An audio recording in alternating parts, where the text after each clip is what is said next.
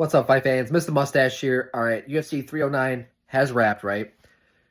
Jon Jones defeats Stipe Miocic, dominates, and didn't look great. Like, even though he did dominate, he didn't look great. He looked his age. I know a lot of people are saying that Jon looked old, and it was very similar. This is what a lot of other people are saying that I've heard. That it reminded them of the Jake Paul and Mike Tyson fight where Stipe just did not look like he belonged in there with Jon whatsoever. Now, part of that's true.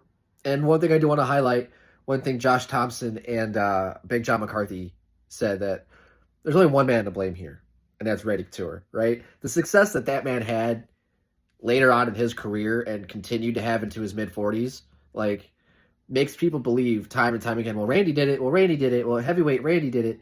Well, they also forget, too, I think he did that against Tim Sylvia, so, I mean, the level of competition also. But, with Jon, I thought he looked his age. I thought he looked 37 in there. I don't think he looked bad. I think him putting on all that weight was unnecessary. I think he could have walked in at 220, 230, solid, normal Jon Jones size without the weight cutting at 205. And I think he still could have walked in and dominated the division. But I think he was preparing for Francis Ngannou and the size of Francis Ngannou before Francis departed. And then, because Jon put on all that weight, excuse me, Francis left, and then he fought Cyril. And then, with Francis being gone, they were never able to secure that fight. So he's like, all right, well, I'm going to fight Stipe. He's the next big name. But then Tom Aspinall just kept winning and came back from his knee injury, which just caused a really fucking weird scenario that still is going on to this day, to this video that I'm talking about right now. And then Jon and Stipe were scheduled to fight a year ago.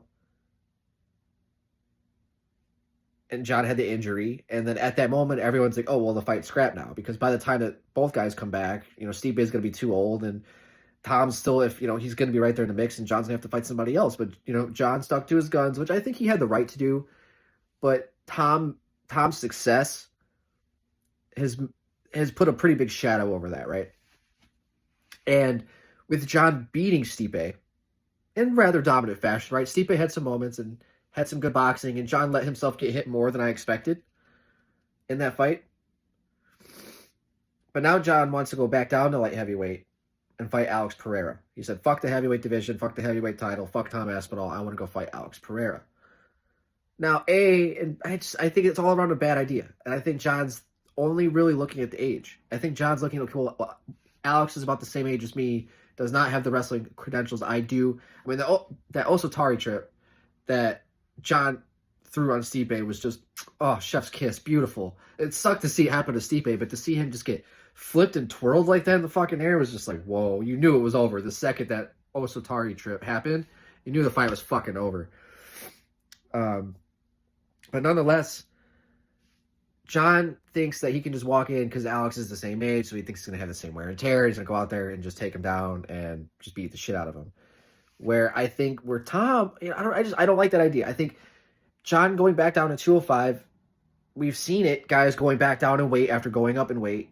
It hasn't gone well for them. Michael Chandler, he was prepping for that Conor McGregor fight, right? I think that plays into it. You have Max Holloway, who went up to 255, flatline Gaethje, but then went back down to 45 and just didn't move the same, right? We saw Chandler, after about the first minute of each round, really gassed out against Oliveira here. And I think Jon, after putting on all this weight, I think that him going back down to 205 will only just hurt him. And I think that Alex Pereira right now, he's just on a different level right now. I just think that, I know I'm saying that with the comparison of Jon Jones. I think if Jon goes to 205 and fights Alex Pereira, I think it's a tough fight. And I just don't think it's any safer of a fight than Tom Aspinall, is kind of my point. And I think with the way that Jon looked at heavyweight, he can get away with that a little bit more at heavyweight. With his age, that's kind of where that type of skill set plays into at heavyweight. You can kind of lose a little bit of that athleticism and sharpness and still be at an elite level, especially a guy like Jon. So I'm not a fan of the Alex Pereira call-out for those factors. And I would prefer him to not avoid Tom Aspinall if he were to still fight. I'd prefer Jon to ride off into the sunset, and nobody, really shouldn't have anything bad to say about that. You beat Stipe, you do your thing, you leave. But if you're going to stay, I don't think going back down to 205 and fighting Alex Pereira is any less dangerous or any more of a legacy fight than Tom Aspinall. All right, guys, that's going to do it for today, guys. I'd love to hear your guys' thoughts on the whole Jon Jones not retiring situation, possibly fighting Alex Pereira, calling out Alex Pereira instead of Tom Aspinall. Maybe Jon's just trolling and just being a cunt, too. I don't know. Guys, that's going to do it for today. Let me know in the comment section what you guys think. Mr. Mustache, MMA News out. Let's fucking go, fight fans.